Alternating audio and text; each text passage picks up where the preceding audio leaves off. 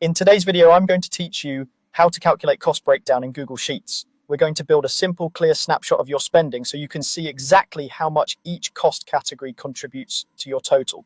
Start by opening a blank sheet. In column A, list your expense categories one per row, starting in A1.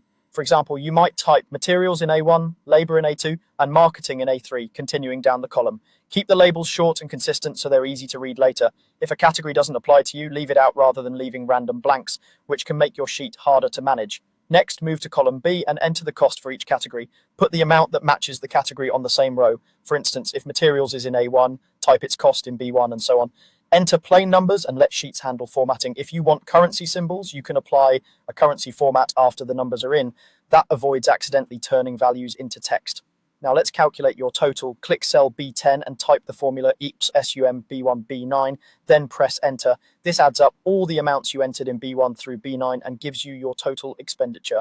If you have more than 9 items, simply adjust the range to cover all your rows. Make sure the range only includes the cells with numbers, not blank or unrelated cells. With the total in place, we'll find each category's share of the whole. In cell C1, type 8 hours B1 and B10 and press enter. The dollar signs are important. They lock the reference to B10 so that when you copy the formula down, every row still divides by the same total. After entering it in C1, drag the small square at the bottom right corner of the cell down to fill the formula alongside all your categories in column C.